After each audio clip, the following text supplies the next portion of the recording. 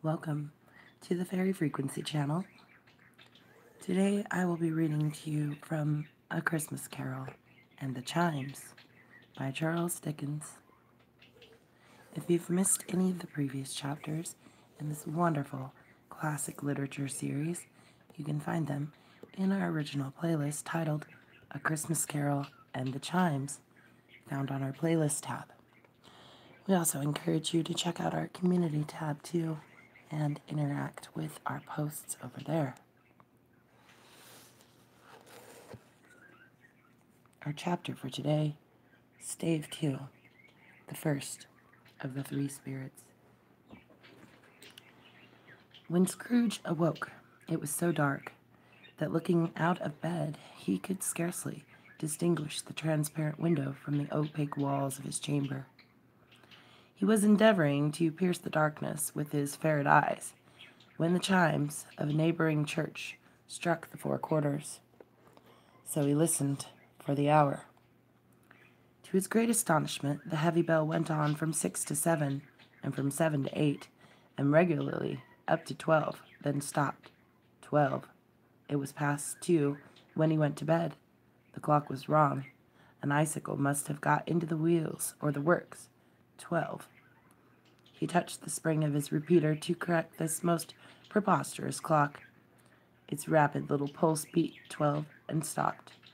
"Why, it isn't possible," said Scrooge, "that I can have slept through a whole day and far into another night.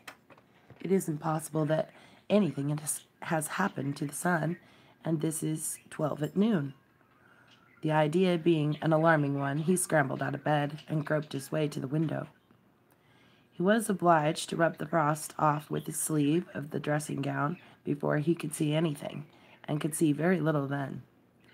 All he could make out was that it was still very foggy and extremely cold, and that there was no noise of people running to and fro and making a great stir, as there unquestionably would have been if night had beaten off bright day and taken possession of the world. This was a great relief, because 3 days after sight of this first of exchange paid to Mr. Ebenezer Scrooge of his order, and so forth, would have become a mere United States security if there was no days to count by. Scrooge went to bed again, and thought, and thought, and thought it over and over, and could make nothing of it. The more he thought, the more perplexed he was, and the more he endeavored not to think, the more he thought. Marley's ghost bothered him exceedingly. Every time he resolved within himself, after mature inquiry, that it was all a dream, his mind flew back again, like a strong spring released to its first position, and presented the same problem to be worked all through. Was it a dream or not? Scrooge lay in this state until the chime had gone 3 quarters more, when he remembered on a sudden that the ghost had warned him of a visitation when the bell tolled 1. He resolved to lie awake until the hour was past, and considering that he could no more go to sleep than go to heaven, this was perhaps the wisest resolution in his power. The quarter was so long that he was more than once convinced he must have sunk into a doze unconsciously and missed the clock. At length it broke upon his listening ear. Ding dong. "A quarter past," said Scrooge, counting. Ding dong. "Half past," said Scrooge. Ding dong. "A quarter to it," said Scrooge. Ding dong. "The hour itself," said Scrooge triumphantly, "and nothing else." He spoke before the hour bell sounded, which it now did with a deep, dull, hollow, melancholy 1. Light flashed up in the room upon the instant, and the curtains of his bed were drawn. The curtains of his bed were drawn aside, I tell you, by a hand. Not the curtains at his feet, nor the curtains at his back, but those to which his face was addressed. The curtains of the bed were drawn aside, and Scrooge, starting up into a half recumbent attitude, found himself face to face with an unearthly visitor who drew them as close to it as I am now to you, and I am standing in the spirit at your elbow. It was a strange figure, like a child, yet not so like a child as like an old man, viewed through some supernatural medium, which gave him the appearance of having receded from the view and being diminished to a child's proportions. Its hair, which hung about its neck and down its back, was white as if with age, and yet the face had not a wrinkle in it, and the tenderest bloom was on the skin. The arms were very long and muscular, the hands the same, as if its hold were of uncommon strength. Its legs and feet, most delicately formed, were like those upper members, bare. It wore a tunic of the purest white, and round its waist was bound a lustrous belt, the sheen of which was beautiful. It held a branch of fresh green holly in its hand, and in singular contradiction of that wintry emblem, and its dress trimmed with summer flowers. But the strangest thing about it was that from the crown of its head there sprung a bright clear jet of light, by which all was visible, and which was, doubtless, the occasion of its using, in its duller moments, a great extinguisher for a cap, which it now held under its arm. Even this, though, when Scrooge looked at it with increasing steadiness, was not its strangest quality, for its belt sparkled and glittered now in one part and now in another, and what was light one instant at another time was dark, so the figure itself fluctuated in its distinctness, being now a thing with one arm, now with one leg, now with 20 legs, now a pair of legs without a head, now a head without a body, of which dissolving parts no outline would be visible in the dense gloom wherein they melted away. And in the very wonder of this, it would be itself again, distinct and clear as ever. "Are you the spirit, sir, whose coming was foretold to me?" asked Scrooge. "I am." The voice was soft and gentle, singularly low, as if instead of being so close beside him, it were at a distance. "Who and what are you?" Scrooge demanded. "I am the ghost of Christmas past." "Long past?" inquired Scrooge, observant of its dwarfish stature. "No, your past." Perhaps Scrooge could not have told anybody why, if anybody could have asked him, but he had a special desire to see the spirit in his cap and begged him to be covered. "What?" exclaimed the ghost. "Would you so soon put out with worldly hands the light I give? It is not enough that you are one of those whose passions made this cap and forced me through whole trains of years to wear it low upon my brow." Scrooge reverently disclaimed all intention to offend, or any knowledge of having wilfully bonneted the spirit at any period of his life. He then made bold to inquire what business brought him there. "Your welfare," said the ghost. Scrooge expressed himself much obliged, but could not help thinking that a night of unbroken rest would have been more conducive to that end. The spirit must have heard him thinking, for it said immediately, "Your reclamation, then. Take heed." It put out its strong hand as it spoke and clasped him gently by the arm. "Rise and walk with me." It would have been in vain for Scrooge to plead that the weather and the hour were not adapted to pedestrian purposes. That bed was warm, and the thermometer a long way below freezing, that he was clad but lightly in his slippers, dressing gown, and nightcap, and that he had a cold upon him at that time. The grasp, though gentle as a woman's hand, was not to be resisted. He rose, but finding that the spirit made towards the window, clasped its robe in supplication. "I am immortal," Scrooge remonstrated, "and liable to fall." "Bear but a touch of my hand there," said the spirit, laying it upon his heart, "and you shall be upheld in more than this." As the words were spoken, they passed through the wall and stood upon an open country road, with fields on either hand. The city had entirely vanished. Not a vestige of it was to be seen. The darkness and the mist had vanished with it, for it was clear, cold winter day, with snow upon the ground. "Good heaven," said Scrooge, clasping his hands together as he looked about him. "I was bred in this place. I was a boy here." The spirit gazed upon him mildly. Its gentle touch, though it had been light and instantaneous, appeared still present to the old man's sense of feeling. He was conscious of 1,000 odors floating in the air, each one connected with 1,000 thoughts and hopes and joys and cares long, long forgotten. "Your lip is trembling," said the ghost. "And what is that upon your cheek?" Scrooge muttered, with an unusual catching in his voice, that it was a pimple, and begged the ghost to lead him where he would. "You recollect the way?" inquired the spirit. "Remember it," cried Scrooge with fervor. "I could walk it blindfold." "Strange to have forgotten it for so many years," observed the ghost. "Let us go on." They walked along the road, Scrooge recognizing every gate and post and tree, until a little market town appeared in the distance, with its bridge, its church, and winding river.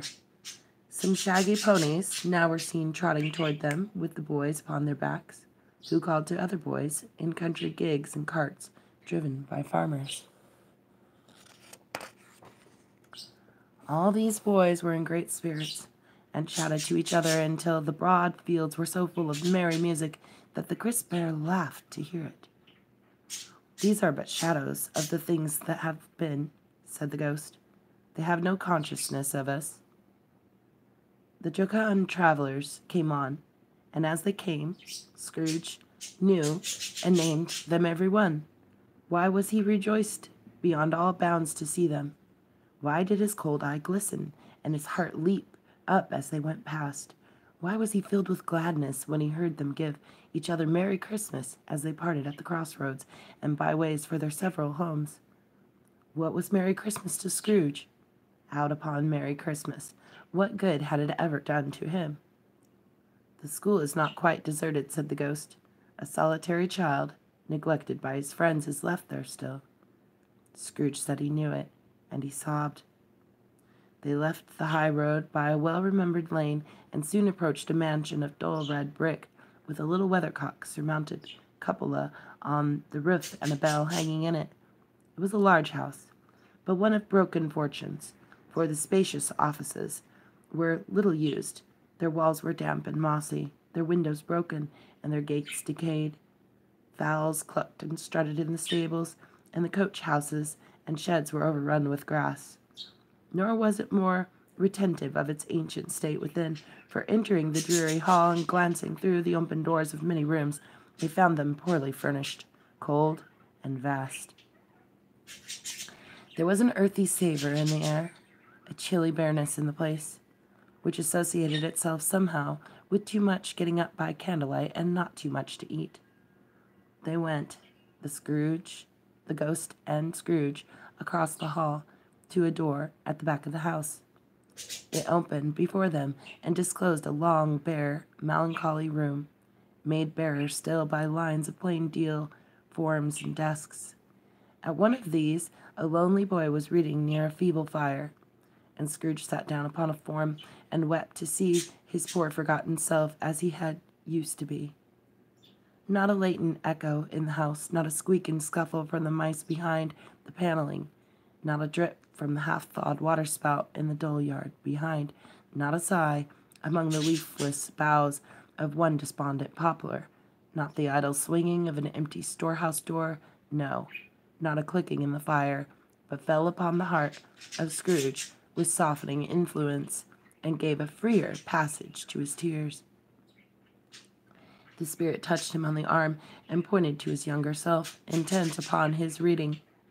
Suddenly, a man in foreign garments, wonderfully real and distinct to look at, stood outside the window, with an axe stuck in his belt, and leading by the bridle an ass laden with wood.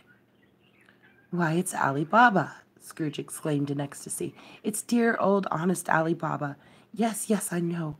One Christmas time, when yonder solitary child was left here all alone, he did come, for the first time, just like that.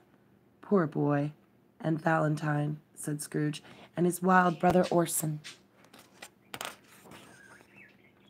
There they go. And what's his name, who was put down in his drawers asleep at the gate of Damascus?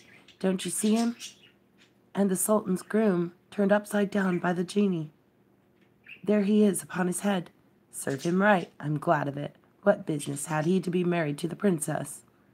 To hear Scrooge expending all the earnestness of his nature on such subjects, in a most extraordinary voice, between laughing and crying, and to see his heightened and excited face, would have been a surprise to his business friends in the city indeed.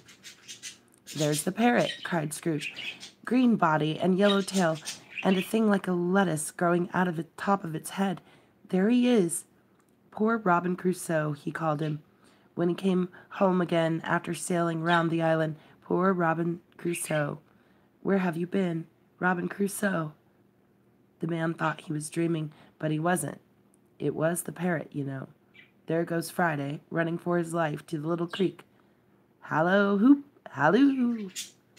Then, with the rapidity of transition, very foreign to his usual character, he said, in pity for his former self, Poor boy, and cried again.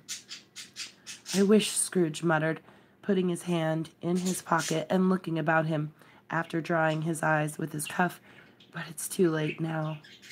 What is the matter? Asked the spirit. Nothing, said Scrooge. Nothing. There was a boy singing a Christmas carol at my door last night. I should like to have given him something, that's all. The ghost smiled thoughtfully and waved its hand, saying as it did so, Let us see another Christmas. Scrooge's former self grew larger at the words, and the room became a little darker and more dirty. The panels shrunk, the windows cracked, fragments of plaster fell out of the ceiling, and the naked laths were shown instead.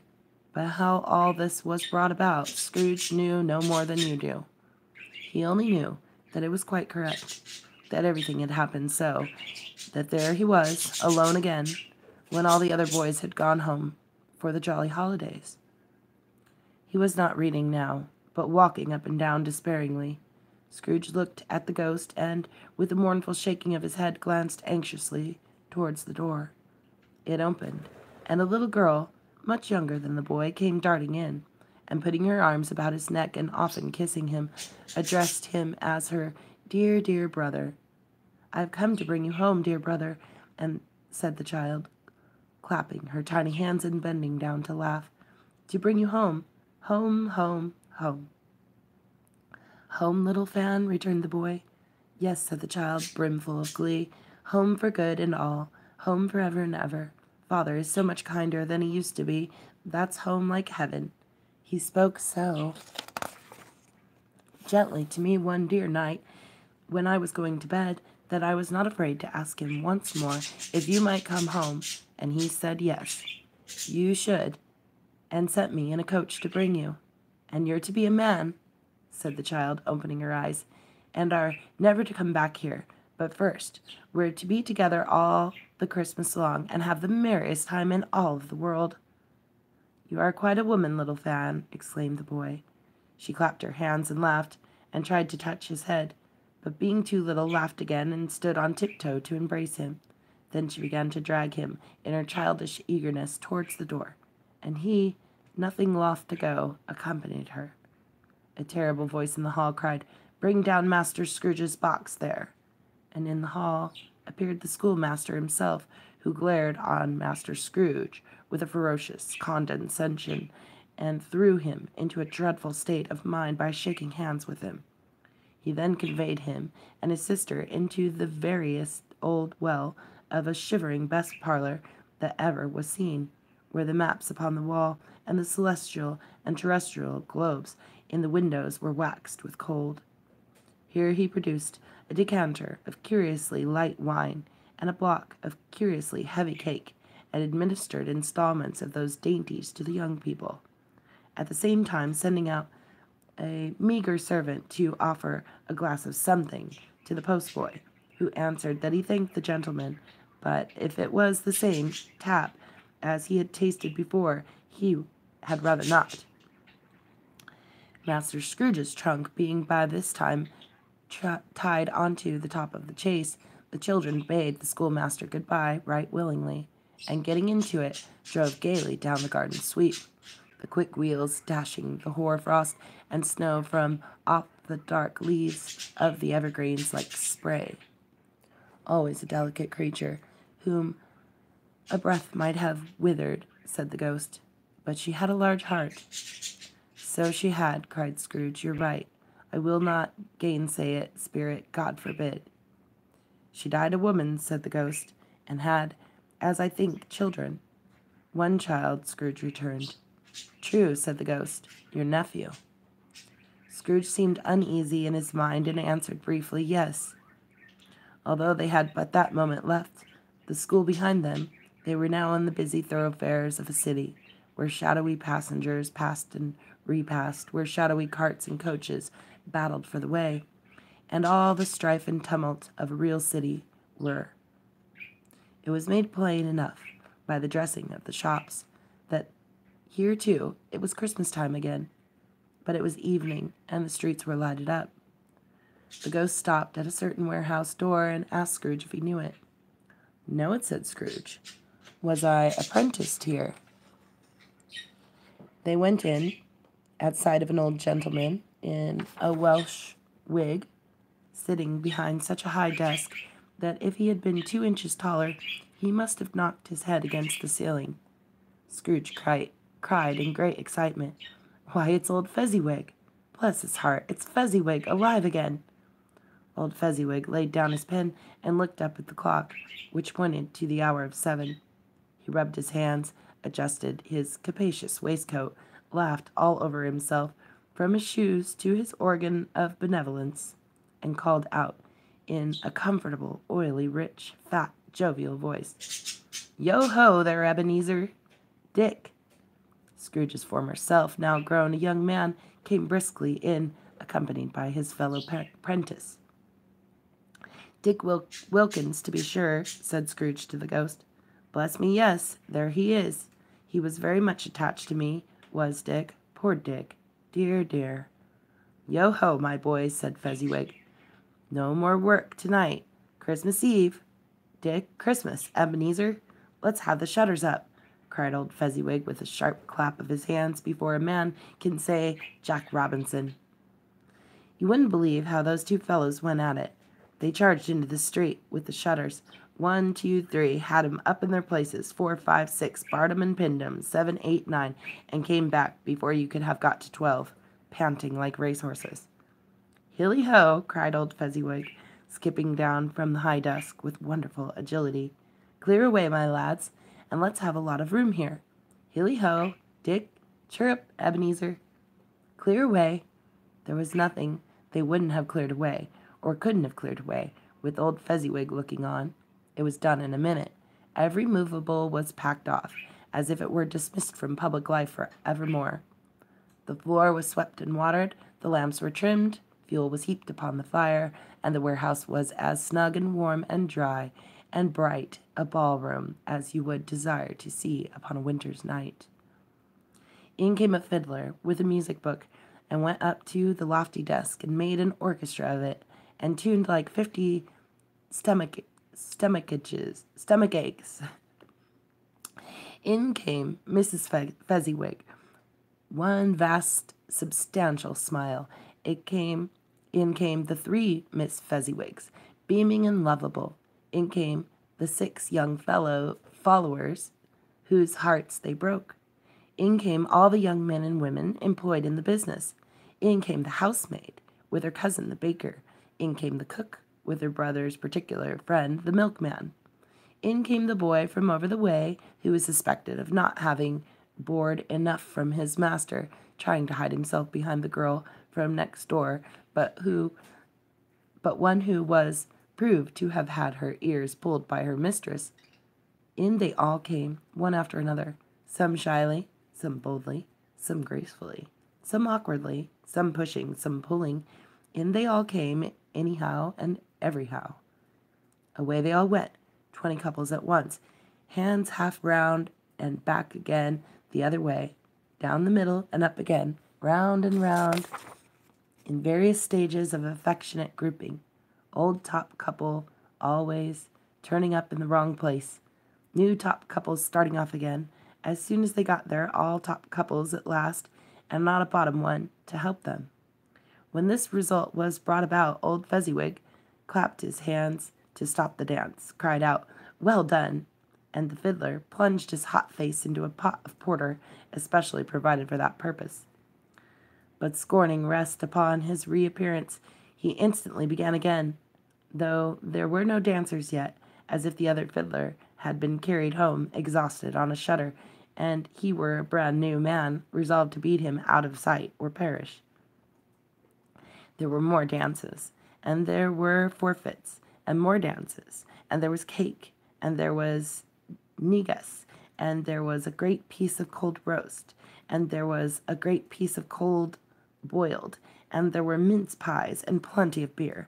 But the great effect of the evening came after the roast and boiled, when the fiddler, an artful dog mind, the sort of man who knew his business better than you or I could have told it him, struck up Sir Rogers de Coverley. Then old Fezziwig stood out to dance with Mrs. Fezziwig, top couple too, with a good stiff piece of work cut out for them. 3 or 4 and 20 pair of partners, people who were not to be trifled with, people who would dance and had no notion of walking. But if they had been twice as many, 4 times, old Fezziwig would have been a match for them, and so would Mrs. Fezziwig.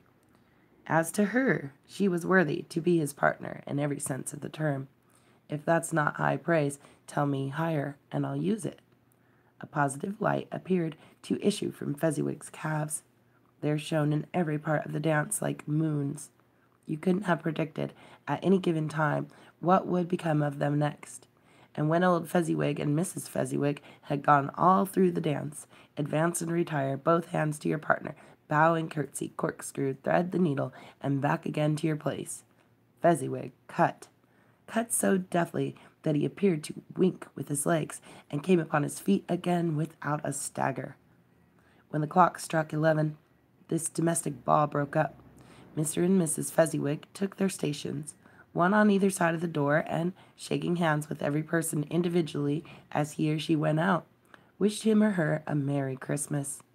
When everybody had retired but the 2 prentices, they did the same to them, and thus the cheerful voices died away, and the lads were left to their beds, which were under a counter in the back shop. During the whole of this time, Scrooge had acted like a man out of his wits. His heart and soul were in the scene, and with his former self. He corroborated everything, remembered everything, enjoyed everything, and underwent the strangest agitation. It was not until now, when the bright faces of his former self and Dick were turned from them, that he remembered the ghost, and he became conscious that it was looking full upon him, while the light upon its head burnt very clear.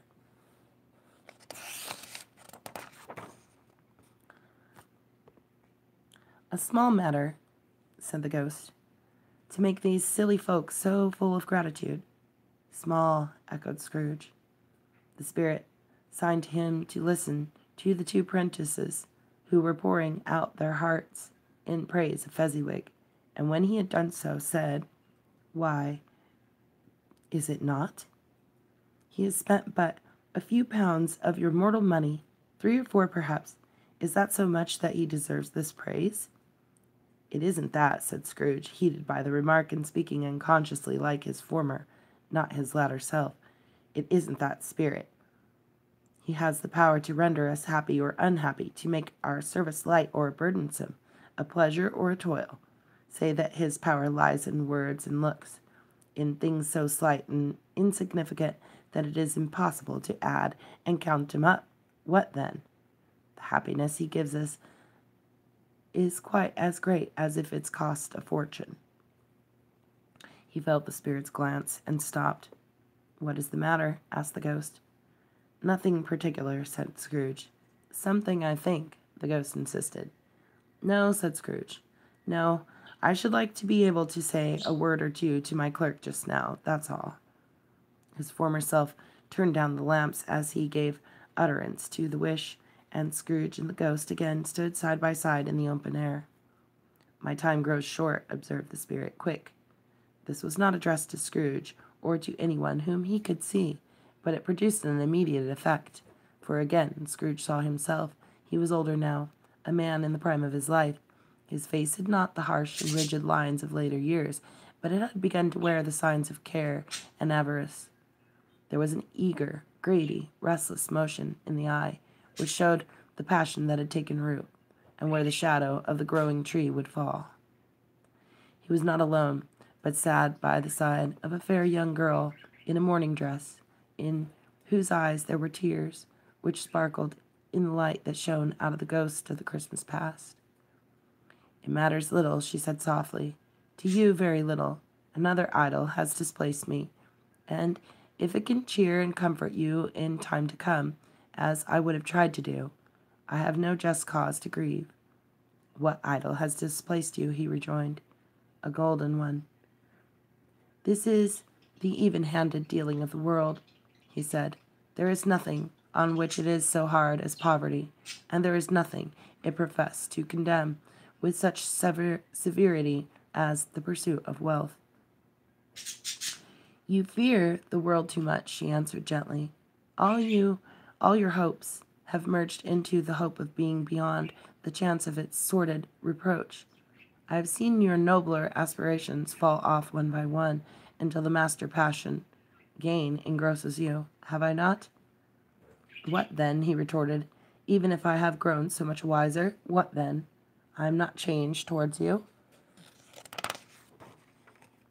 She shook her head. Am I? Our contract is an old one. It was made when we were both poor and content to be so, until, in good season, we could improve our worldly fortune by our patient industry. You are changed. When it was made, you were another man. I was a boy, he said impatiently. Your own feeling tells you that you were not what you are, she returned. I am. That which promised happiness when we were one in heart is fraught with misery now that we are two. How often and how keenly I have thought of this, I will not say. It is enough that I have thought of it and can release you. Have I ever sought release? In words, no, never. In what then? In a changed nature, in an altered spirit, in another atmosphere of life, another hope as its great end. In everything that made my love of any worth or value in your sight. If this had never been between us, said the girl, looking mildly, but with steadiness upon him, tell me, would you seek me out and try to win me now? Ah, no. He seemed to yield to the justice of the supposition, in spite of himself, but he said with a struggle, You think not. I would gladly think otherwise if I could, she answered. Heaven knows. When I have learned a truth like this, I know how strong and irresistible it must be, but if you were free today, tomorrow, yesterday, can even I believe that you would choose a dowerless girl? You, who, in your very confidence with her, weigh everything by gain, or choosing her, if for a moment you were false enough to your own guiding principle to do so, do I not know that your repentance and regret would surely follow? I do, and I release you, with a full heart, for the love of him you once were. He was about to speak, but with her head turned from him, she resumed. You may. The memory of what is past half makes me hope you will have pain in this, a very, very brief time, and you will dismiss this recollection of it gladly, as an unprofitable dream, from which it happened well that you awoke. May you be happy in the life you have chosen. She left him, and they parted. Spirit, said Scrooge, show me no more. Conduct me home. Why do you delight to torture me? One shadow more, exclaimed the ghost. No more, cried Scrooge, no more. I don't wish to see it. Show me no more. But the relentless ghost pinioned him in both his arms and forced him to observe what happened next. There were, in another scene and place, a room, not very large or handsome, but full of comfort. Near to the winter fire sat a beautiful young girl, so like that last that Scrooge believed it was the same, until he saw her. Now a comely matron sitting opposite her daughter. The noise in this room was perfectly tumultuous, for there were more children there than Scrooge, in his agitated state of mind, could count, and unlike the celebrated herd in the poem, there were not 40 children conducting themselves like one, but every child was conducting itself like 40. The consequences were uproarious beyond belief, but no one seemed to care. On the contrary, the mother and daughter laughed heartily and enjoyed it very much, and the latter, soon beginning to mingle in the sports, got pillaged by the young brigands most ruthlessly. What Would I not have given to be one of them? Though I never could have been so rude. No, no. I wouldn't for the wealth of all the world have crushed that braided hair and torn it down, and for the precious little shoe I wouldn't have plucked it off. God bless my soul to save my life. As to measuring her waist in sport, as they did, bold young brood, I couldn't have done it. I should have expected my arm to have grown round it for punishment and never come straight again. And yet I should have dearly liked, I own, to have touched her lips, to have questioned her, that she might have opened them, to have looked upon the lashes of her downcast eyes, and never raised a blush, to have let loose waves of hair, an inch of which would be a keepsake beyond price.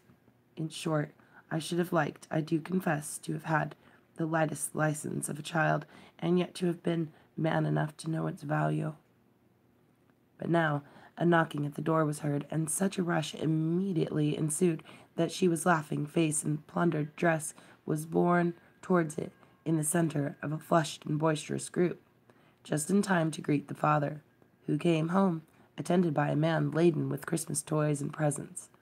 Then the shouting and the struggling and the onslaught that was made on the defenseless porter, the scaling him with chairs for ladders to dive into his pockets, despoil him of brown paper parcels, hold on tight by his cravat, hug him round the neck, pommel his back, and kick his legs in irrepressible affection.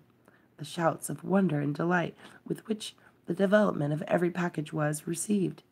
The terrible announcement that the baby had been taken in the act of putting a doll's frying pan into its mouth, and was more than suspected of having swallowed a fictitious turkey glued on a wooden platter.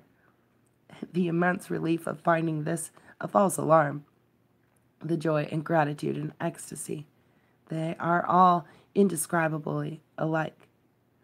It is enough that by degrees the children and their emotions got out of the parlor, and by one stair at a time up to the top of the house, where they went to bed, and so subsided. And now Scrooge looked on more attentively than ever. When the master of the house, having his daughter leaning fondly on him, sat down with her and her mother at his own fireside, and when he thought that such another creature, quite as graceful and as full of promise, might have called him father, and been a springtime in the haggard winter of his life, his sight grew very dim indeed. Belle, said the husband, turning to his wife with a smile, I saw an old friend of yours this afternoon. Who was it? Guess. How can I don't I know, she added in the same breath, laughing as he laughed. Mr. Scrooge. Mr. Scrooge it was. I passed his office window, and as it was not shut up, and he had a candle inside, I could scarcely help seeing him. His partner lies upon the point of death, I hear, and there he sat alone, quite alone in the world, I do believe. Spirit, said Scrooge in a broken voice, remove me from this place. I told you these were shadows of things that have been, said the ghost. That they are what they are. Do not blame me. Remove me, Scrooge exclaimed. I cannot bear it. He turned upon the ghost, and seeing that it looked upon him with a face in which, in some strange way, there were fragments of all the faces it had shown him, wrestled with it. Leave me, take me back, haunt me no longer.